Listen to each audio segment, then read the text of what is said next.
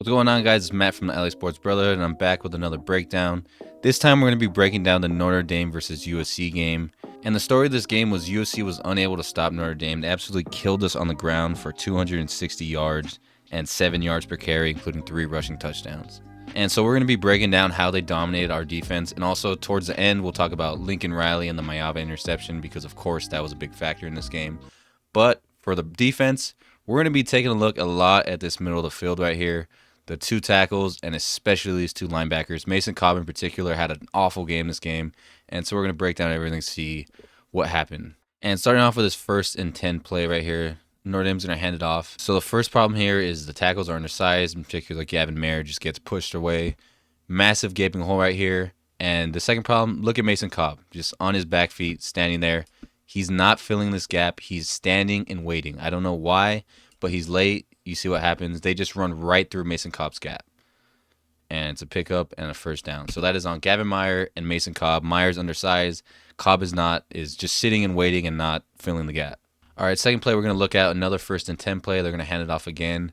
And right here, you're going to want to focus on Mason Cobb on this play. He has to contain here. There's no one on this side of the field. Jalen Smith's going to have to guard him man coverage.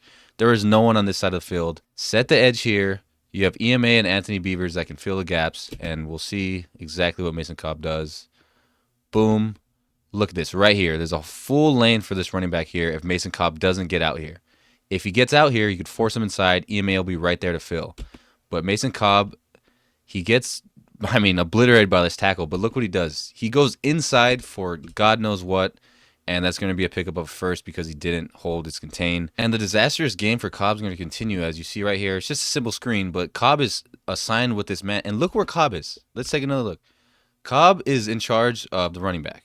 He has to know where the running back is at all times. See screen, and look where he is. Look where he is in the field. Take a look at this picture right here. It'll tell you all you need to know. And another huge gain for Notre Dame. And the Mason Cobb drive continues. This is a tough play, but he's going to be manned up with the tight end here, and it's just going to be a good ball and touchdown. Just obliterated Mason Cobb on that drive. All right, right here is an interesting look that I don't actually like. We have everybody lined up on the line of scrimmage, so if they get through this, it's likely going to be a touchdown. And see a running play.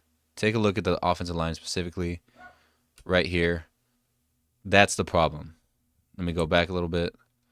Take a look. I believe that's Desmond. These are the 2 linebackers here, Desmond Stevens and EMA here. Watch how EMA is right there. He's getting moved by 74.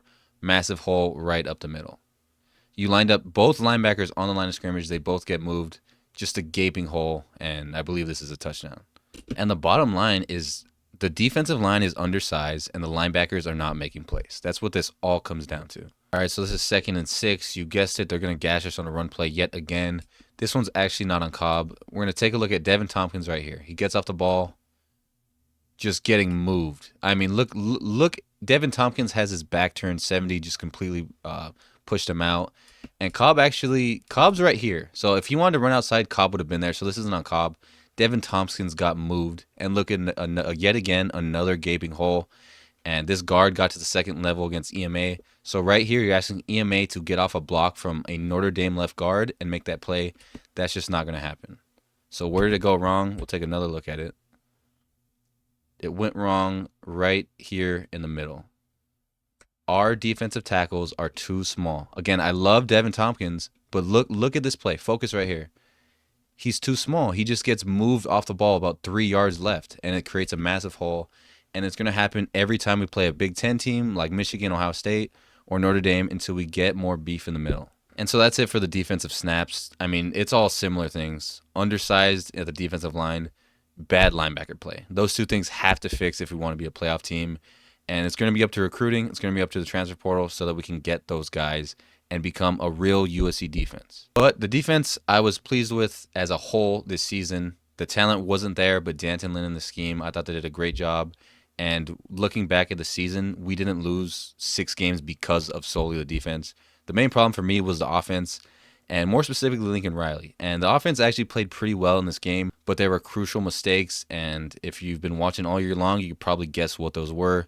Lincoln Riley play calling, game management, and a turnover from the quarterback position. And so in particular, this sequence here really made me upset. It's 28-21. Third quarter, you just got a turnover. The second turnover of the game. The first one was in the first quarter. You were down 7-0. Notre Dame has the ball. They turn it over, give you a second chance. Same thing here. 28-21, we're down 7. We're thinking we got to get a stop. We get the turnover. We get great field position, and it's 1st and 10. And so we're going to take a look at the sequence here. Little pass here. They're going to pick up 7 to Kyron Hudson. All right, it is now 2nd and 3. Quentin Joyner is on fire. That offensive line is on fire. We've been moving the ball all game. 2nd and 3, you're in 4 down territory. You just threw the ball. You got to think a run's coming. What do they do? What is the genius Lincoln Riley does? It's going to be a screen. It gets blown up. Why we didn't run the ball, I don't know, but hey, it's all right. It's supposed to be a screen. Messed up. Again, it's 4 down territory. It's 3rd and 3. Let's run the ball here. We pick up 1. We pick up 2. Worst scenario, it's 4th down. We got to run the ball here. Instead, we drop back to pass. And what do you know? It doesn't work out. Lake McReo's open.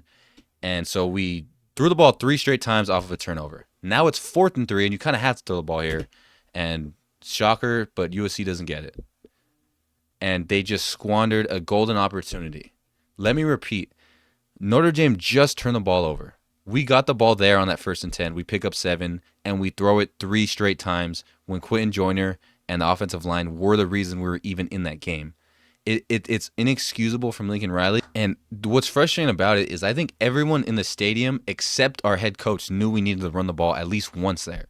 But our head coach decided, hey, I'm going to stick with my guns. I'm going to throw the ball.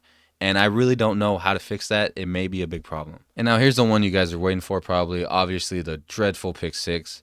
And I'm going to say pretty much the same thing. You're down 7. There's 4 minutes left.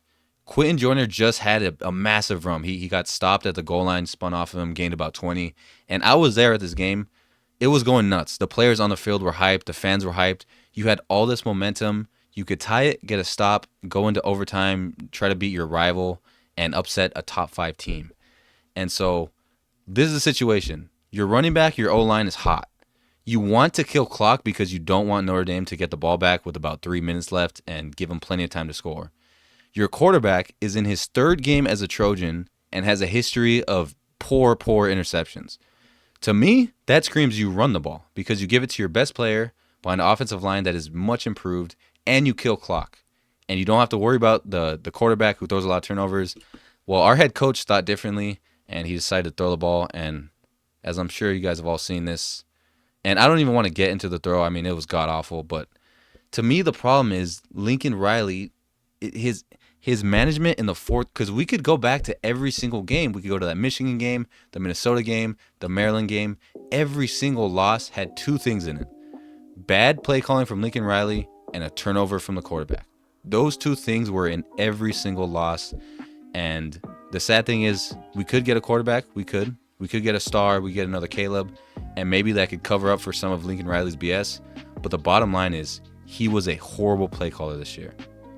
And I don't see what's going to change that other than maybe hiring an offensive coordinator. But anyways, I don't want to get too far into the offseason, Lincoln Riley. Me and my brother Ryan are going to cover that all offseason long, as well as transfer portal news. So expect a season recap coming where we'll touch on all that about Lincoln Riley, D'Anton Lynn. All that stuff's coming. Just stay tuned. But thank you so much for watching this breakdown. And whether it is a 6-win season, a 10-win season, a 2-win season, we will forever fight on.